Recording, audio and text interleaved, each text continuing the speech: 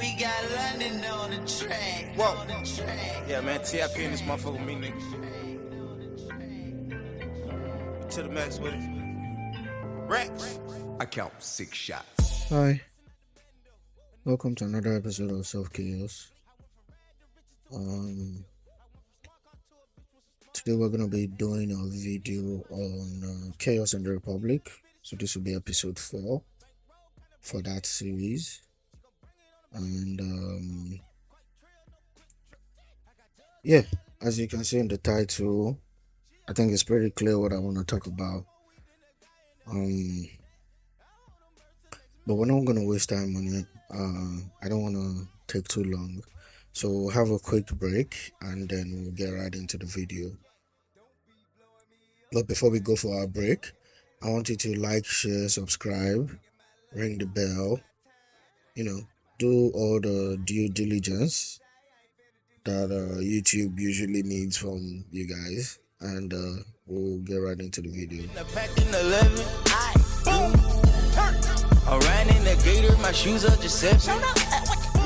So today's video we're gonna be talking about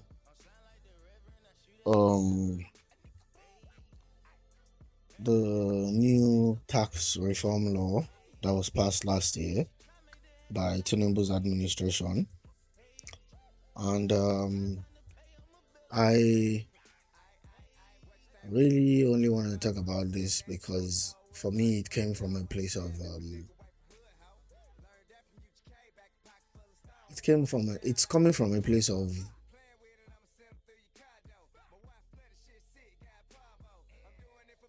like a moral yeah, and I'm saying moral because it's not really that I don't think a government shouldn't collect personal taxes. I do. My issue is that this government, and honestly since I've been born, I don't think there has been any Nigerian government that has earned the right or deserves the right to be able to expand their extractive capabilities by collecting personal taxes from the citizens of this country. I do not believe so, and I feel I have a moral obligation, or you could say it's a ethical obligation, or you could say it's an ideological one, to oppose it. And I am choosing to oppose it by protesting with my actions. What do I mean by that? I mean, I will not file taxes in this country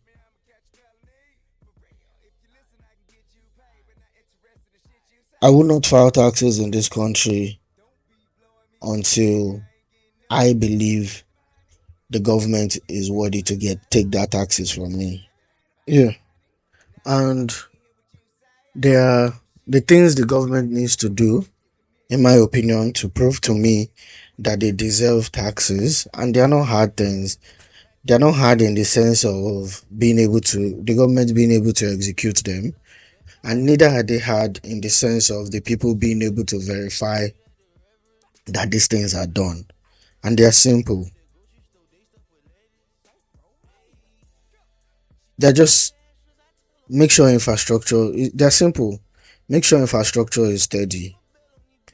We currently in my home, we currently have not had power for about a month and a week now, and rather than the power company come replace the distribution company come replace the transformer that was damaged or whatever caused the issue, they are insisting that we pay for the infrastructure that if we pay for, they will still continue to charge us fees. So meaning us paying for that transformer does not mean we get exempted from paying a power bill. We're still going to pay a power bill, but because the infrastructure damaged, they want us to cover the cost. So, and this is just a tiny example, but you will need to fix the infrastructure. I mean, roads. I mean, things that would make people's life generally comfortable. I need to see education get better. And when I say education get better, I mean the education needs to be free and needs to be of a high quality. You need to renovate the schools. You need to make sure the teachers are getting the most updated curriculum training. You need to make sure they are also compensated properly. If this government can make it so in the next 10 years, ASU does not go on strike. ASU is the association of the association that all the lecturers and university employees are organized under. If they do not go on strike for the next 10 years, I will consider that as an improvement. Healthcare, the government needs to take a drastic move to address the fact that in this country, in a country of over 200 million people, I think I read recently that we have less than 30 MRI machines in the whole country. That needs to be addressed. We need to bring down mortality rate for infants and for pregnant women. We need to make sure over-the-counter drugs are no longer counterfeited, and we have access to generics that are just of the same quality but cost less. What else? When it comes to power, we need to make sure that the gencos are able to actually generate the necessary power and distribute them to the discos so that we, the end users, can actually be guaranteed 24-hour electricity. When it comes to water, this one is even the easiest. Even if government solved water in Nigeria today, it will still be the secondary form for most people. It will still be the secondary means of how they procure water. So they don't even really need to do much because most people already have boreholes in their homes. So they don't really need to do much. And of course, improve on the sewage and drainage capabilities for cities and states in the entire country. What do I mean by that? Look, I don't want to live in a city where it's raining and the entire street is flooded with water from the sewers or from the gutters. I don't want that. So if I'm going to be living in a city where it's going to be flooded with gutter water when it rains, then you don't get taxes from me. I'm sorry. You just don't. And for those who are going to say, well, how are they going to do those things without you paying your taxes?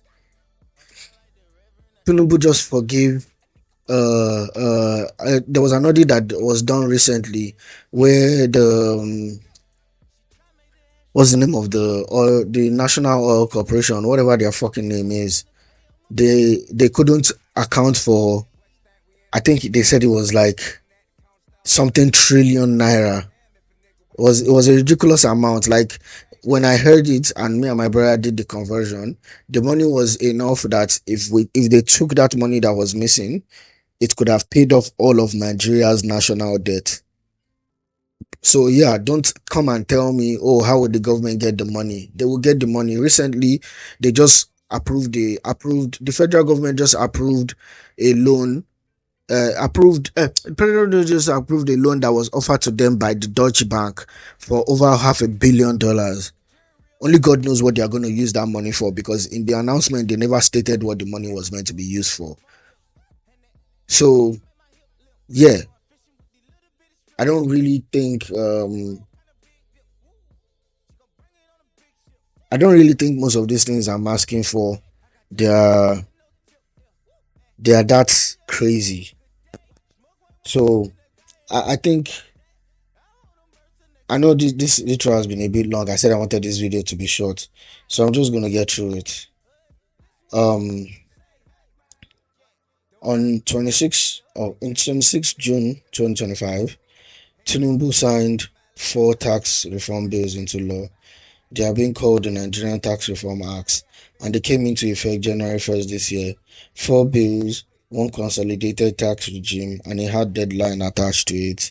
And before we get into it, into why I think this is a problem, I want to address something first because I already know that the comment section is going to, I already know what the comment section is going to say.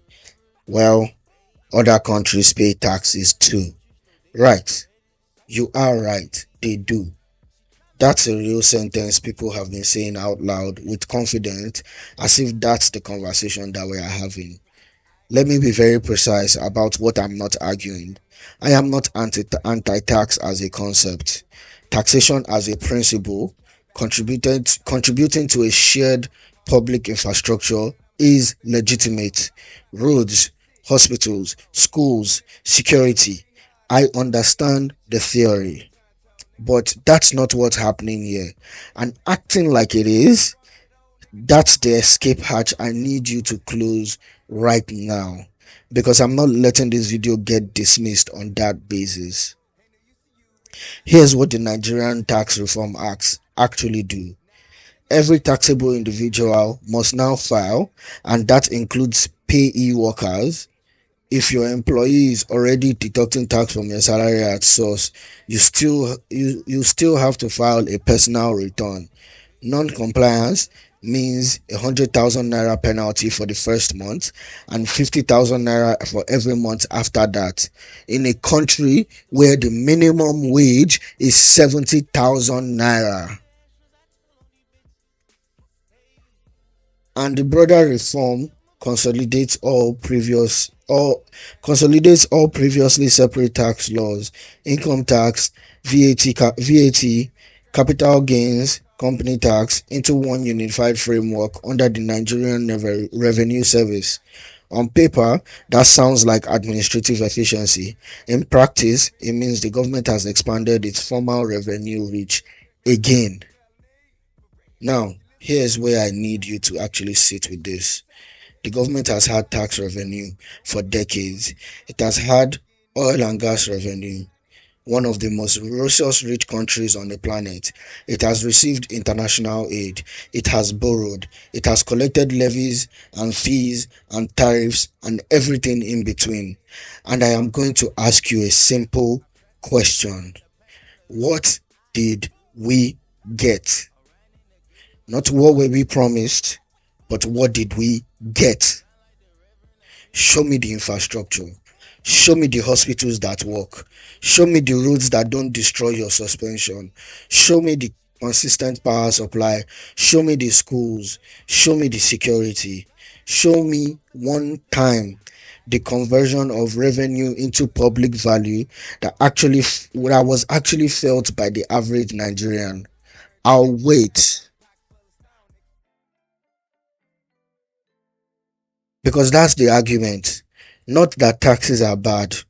The argument is a government that has failed to account for every revenue channel it has ever had access to: oil, aid, borrowing, levies, tariffs, you name it, is now expanding its claim to yet another one.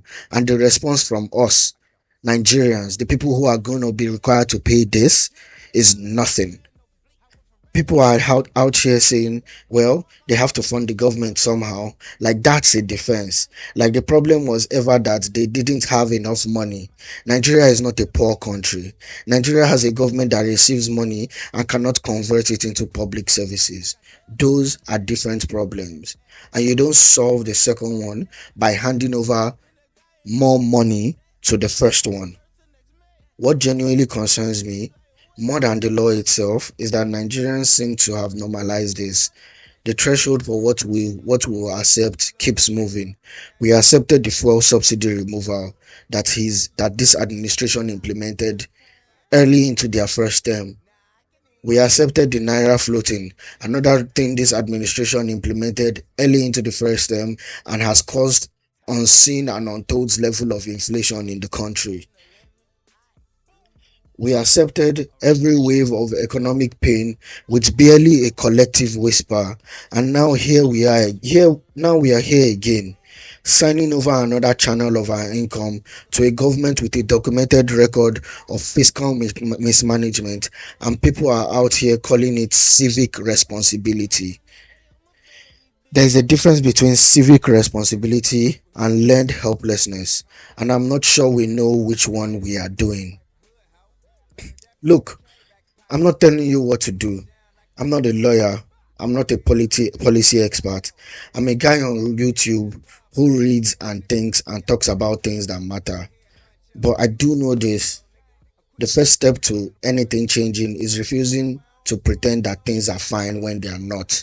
And right now, too many people are pretending. So this video exists. Consider it as a receipt, a record that at least some of us were paying attention. If this made you think or made you mad, drop it in the comments. And if you've been sleeping on this channel, that's it. Now is a great time to subscribe, because we are not done talking about this. Have a good day, and I'll catch you guys in the next video. Bye. New videos uploaded every week. So subscribe, like, share, and comment. Thanks for being here. I hope you enjoy the journey. Hey, man's out the grocery store, they stuff with ladies. Hey, she try make the extras, I tell on these bitches. Hey, when it's about time.